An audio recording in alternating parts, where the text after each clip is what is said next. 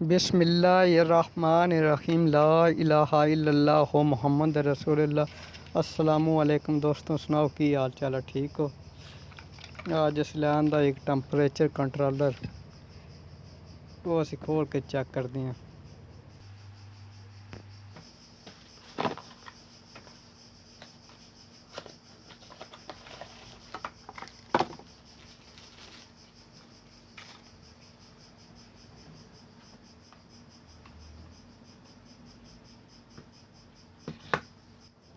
Connection हम इससे करते हैं।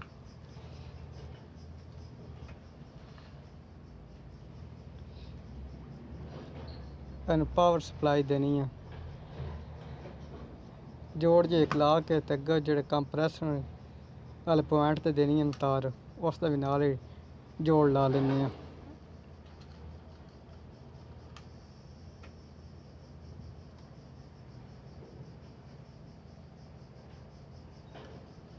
जोड़ ला के सी 5 नंबर ते 2 नंबर ते जोड़ ला के देवांगे बिजली ने।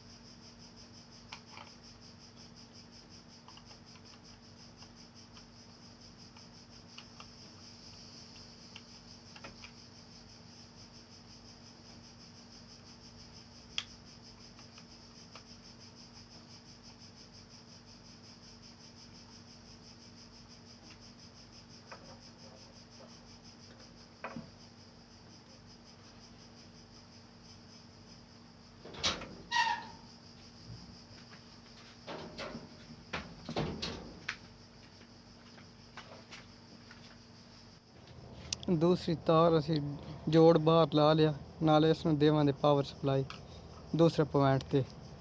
पहले 9 नंबर ते दी, 8 नंबर ते ला देने। इसके अलावा अगे असी बार बार कंप्रैसर जगह से पखे की तार ला दी है ना, तो लाइट आज तक बल्ब अटैच कर दिता। उस दिन कनैक्शन कर रहे हैं।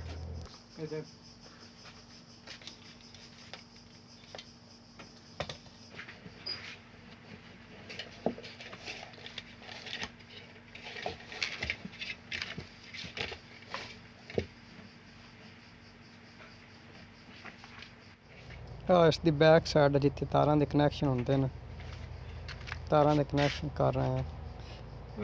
जी हम तार लान लगे हैं, अस पखे लावे कंप्रैसर जगह लेंदे पे हैं।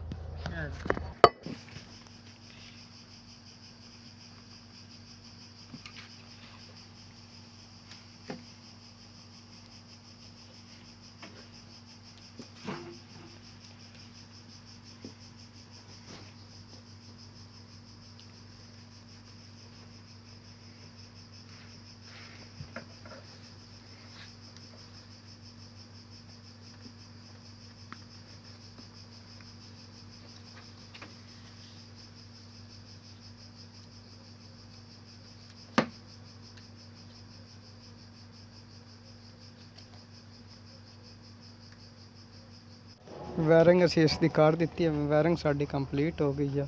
तो असी इसका डायग्राम तुहानू दिखाने, तो फिर इस ऑन करन दी करंट दे के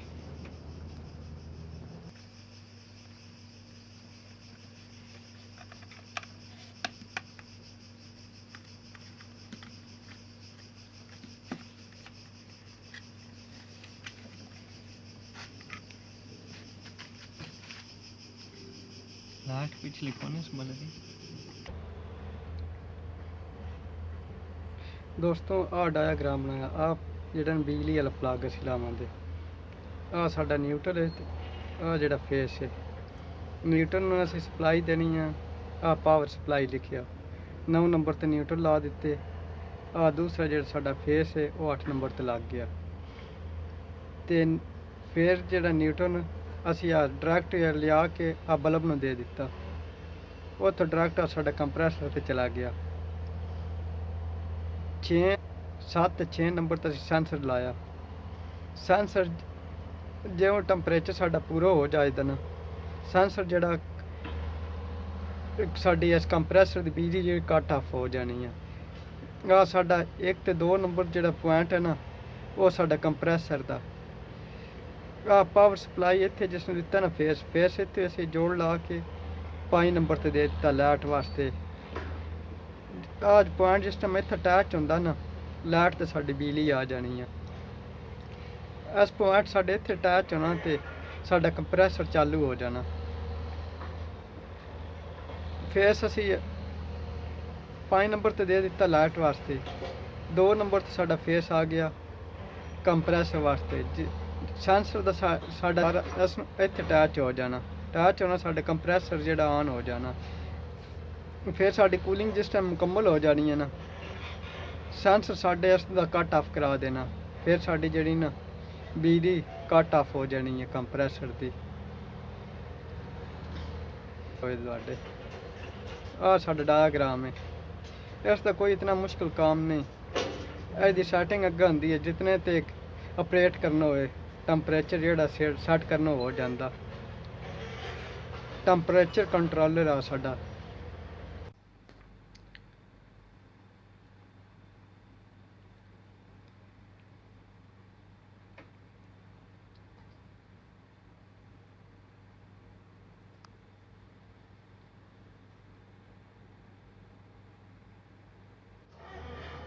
ਆ ਇਸ ਦੀ ਡੱਬੀ ਵਿੱਚ ਆਈ, ਇਸ ਤੇ ਸਾਰੀ ਸੈਟਿੰਗ ਇਸ ਦੀ ਲਿਖੀ ਹੋਈ, ਤਰੀਕੇਕਾਰ ਲਿਖਿਆ ਹੋਇਆ।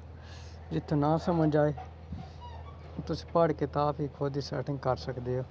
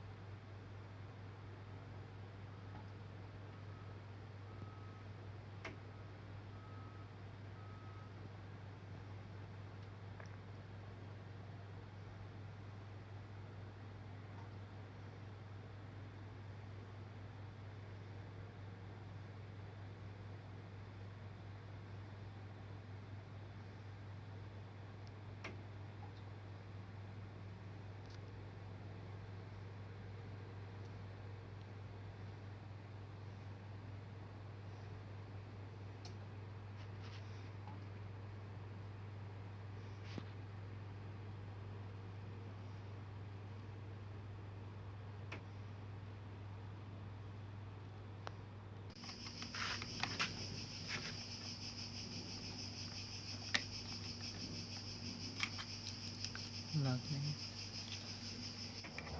ਫਿਲਹਾਲ ਅਸੀਂ ਸੈਂਸਰ ਨਾ ਲਾ ਰਹੇ, ਸੈਂਸਰ ਨਾ ਹੋਏ ਤਾਂ ਕੀ ਐਰਰ ਸ਼ੋ ਕਰਦਾ। ਐਰਰ ਚੈੱਕ ਕਰਨ ਵਾਸਤੇ ਸੈਂਸਰ ਲਗਾਏ ਕੋਈ ਨਹੀਂ, ਬਾਅਦ 'ਚ ਸੈਂਸਰ ਲੈਂਦੇ ਆ। ਪਾਵਰ ਸਪਲਾਈ ਦੇ ਦਿੱਤੀ ਆ E1 ਜਿਹੜਾ ਸੈਂਸਰ ਦਾ ਐਰਰ ਆ। ਹੁਣ ਅਸੀਂ ਅਨਪਲੱਗ ਕਰ ਦਿੱਤਾ, ਬਿਜਲੀ ਅਸੀਂ ਜਿਹੜੀ ਕੱਟ ਆਫ ਕਰ ਦਿੱਤੀ ਹੈ, ਤੇ ਹੁਣ ਸੈਂਸਰ ਅਸੀਂ ਲਾਉਣ ਲੱਗੇ ਹਾਂ। ਸੈਂਸਰ ਸਾਡਾ ਜਿਹੜਾ 6-7 ਨੰਬਰ 'ਤੇ ਅਟੈਚ ਹੋਵੇਗਾ।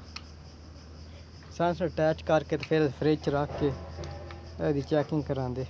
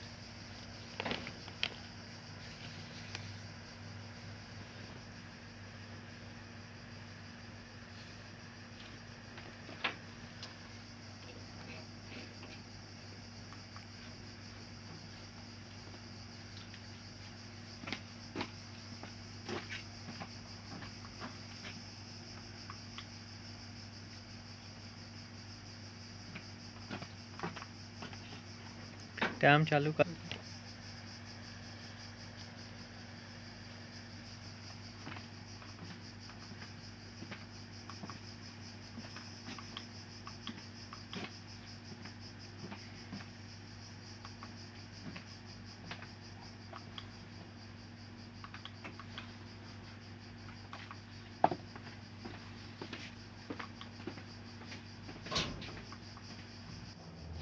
ਅਸੀਂ ਹੁਣ ਇਸ ਦੀ ਸੈਟਿੰਗ ਕੀਤੀ ਆ -4 ਤਾਂ ਜਿਸ ਟਾਈਮ ਟੈਂਪਰੇਚਰ ਸਾਡਾ ਜਾਏਦਾ, ਸਾਡਾ ਕੰਪਰੈਸਰ ਜਿਹੜਾ ਉਹ ਬੰਦ ਹੋ ਜਾਏਦਾ।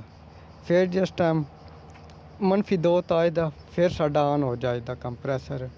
ਤੇ ਜਿਸ ਟਾਈਮ ਬਿਜਲੀ ਜਾਣੀ ਆ ਤੇ ਫਿਰ ਬਿਜਲੀ ਜਿਸ ਟਾਈਮ ਦੁਬਾਰਾ ਆਣੀ ਨਾ, 3 ਮਿੰਟ ਬਾਅਦ ਸਾਡਾ ਕੰਪਰੈਸਰ ਆਨ ਹੋਵੇਗਾ। 3 ਮਿੰਟ ਤਾਂ ਅਸੀਂ ਟਾਈਮ ਲਗਾ ਦਿੱਤਾ।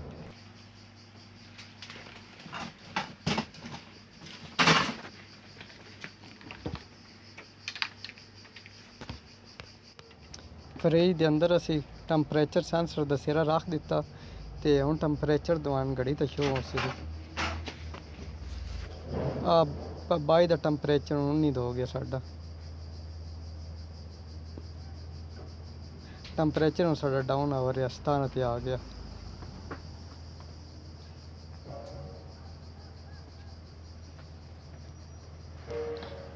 -4 ਤੱਕ ਸਾਡਾ ਜਿਹੜਾ ਨਾ ਕੰਪਰੈਸਰ ਹੈ ਜਗ੍ਹਾ ਜਿੱਥੇ ਅਸੀਂ ਫੈਨ ਮੋਟਰ ਲਾਈ ਜਾਂ ਪੱਖਾ ਲਾਇਆ ਵਾ, ਉਹ ਸਾਡਾ ਚੱਲਦਾ ਰਹਿਣਾ। ਜਿਵੇਂ -4 ਤੇ ਡਾਊਨ ਹੋਵੇਗਾ ਨਾ, ਸਾਡਾ ਬੰਦ ਹੋ ਜਾਏਗਾ। ਫਿਰ ਸੈਂਸਰ ਅਸੀਂ ਬਾਹਰ ਕੱਢ ਲਵਾਂਗੇ, ਫਰਿੱਜ 'ਚ ਗਰਮ ਹੋਵੇਗਾ। -2 ਤੇ ਫਿਰ ਆਣ ਕੇ ਚੱਲ ਜਾਏਗਾ। ਹੁਣ ਸਾਡਾ ਟੈਂਪਰੇਚਰ ਡਾਊਨ ਹੁੰਦਾ ਜਾ ਰਿਹਾ, 7 ਤੱਕ ਪਹੁੰਚਾ। 5 ਦਾ ਟੈਂਪਰੇਚਰ ਸਾਡਾ ਹੋ ਗਿਆ। 4 पर हुन 3 मिनट बाद चलना 3 आ गया 2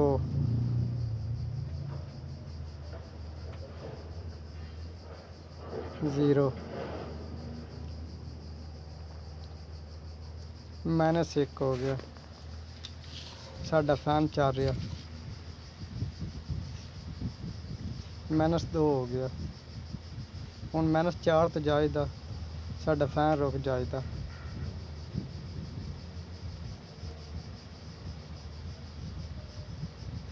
-3 हो गया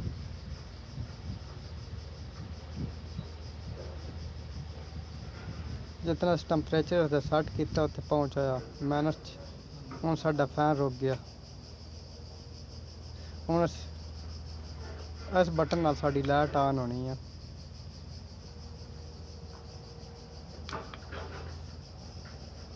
हुण असीं फ्रिज चों सेंसर बाहर कड्ढदे हां टैंपरेचर साडा अप उस गया ते पक्खा फैन साडा फिर चल गया